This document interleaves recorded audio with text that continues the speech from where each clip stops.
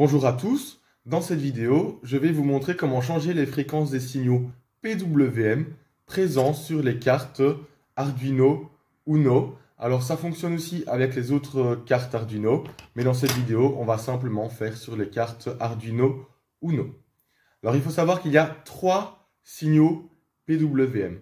Le premier, c'est le signal TCCR0B qui contrôle les pins 5 et 6 et pour lequel la fréquence par défaut est de 976,56 Hz. Ensuite, il y a le signal TCCR1B qui contrôle les pins 9 et 10 et pour lequel la fréquence par défaut est de 490,20 Hz. Et le troisième signal qui est le TCCR2B qui contrôle les pins 3 et 11 et pour lequel la fréquence par défaut est également 490,20 Hz. Alors on va commencer par regarder les fréquences par défaut de toutes les pins et ensuite on va voir comment on va pouvoir changer les fréquences de ces signaux. Et donc maintenant, ce qu'on va faire, c'est qu'on va activer toutes les sorties avec un signal PWM. Donc pour rappel, les sorties avec un signal PWM, ce sont les sorties avec le petit tilt. Donc on a les sorties 3, 5, 6, 9, 10 et 11. Et puis on va faire un analog write sur chaque sortie avec un duty cycle de 50%. Donc c'est pour ça qu'on met le 127, donc 127 sur 255 pour avoir 50%. Alors le montage il est très simple.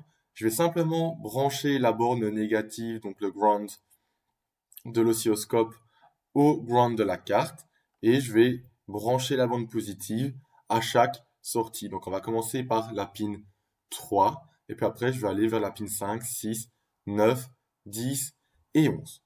Donc on téléverse comme ceci.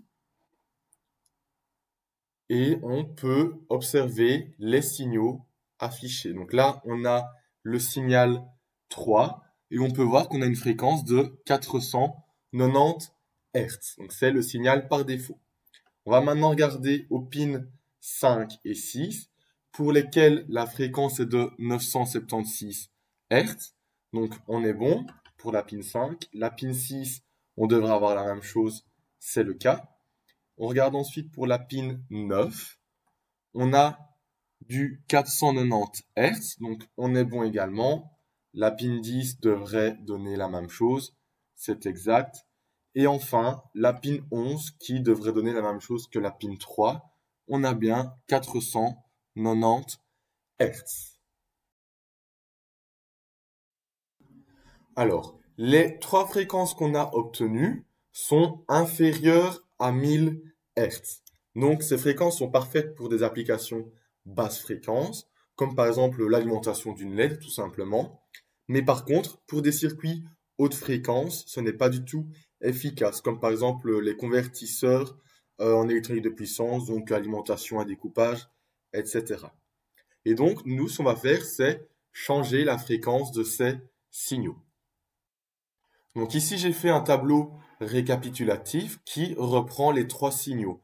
Donc le TCCR0B, 1B et 2B, avec à chaque fois la pin ou les pins correspondantes, ainsi que la fréquence par défaut qu'on vient d'afficher sur l'oscilloscope.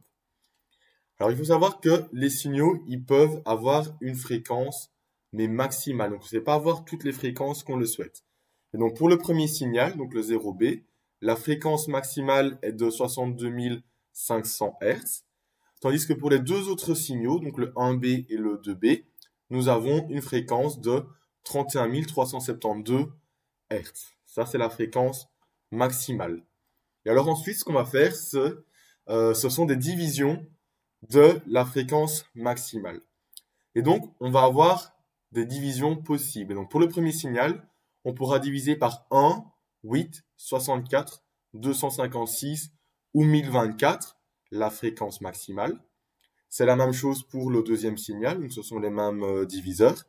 Mais pour le troisième signal, donc le signal 2B, on pourra diviser par 1, 8, 32, 64, 128 256 et 1024 la fréquence maximale.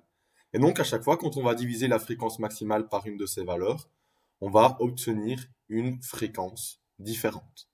Et donc ici, j'ai repris les différents codes pour obtenir les fréquences possibles pour chaque signal. Alors ici, le code, je vais le mettre dans la description de la vidéo. Et on va faire un test avec, par exemple, le signal de la pin numéro 3. Donc, qu'est-ce qu'il me suffit de faire? Il me suffit simplement de copier ici les lignes de code. Donc, je vais reprendre pour avoir du 31 372 Hz. Donc, je fais un copier. Je retourne dans l'IDE Arduino et je viens coller ici au-dessus cette ligne-là. Donc, ça veut dire que pour les pins 3 et 11, on aura une fréquence de 31 372 Hz. Donc, actuellement, là, on peut voir sur l'oscilloscope qu'on a une fréquence de 490 Hz. Mais si je téléverse ce nouveau code avec ce changement de fréquence ici, je téléverse, on va pouvoir observer un changement de fréquence comme ceci. Donc, si j'appuie sur le bouton Auto Set, on peut voir une fréquence de 31 350 Hz. On va maintenant essayer avec une autre fréquence. Donc, on va prendre par exemple 245. Donc, on va prendre ceci. Je copie et je viens coller à la place de cette ligne-là. On lance le code, donc on le téléverse dans la carte.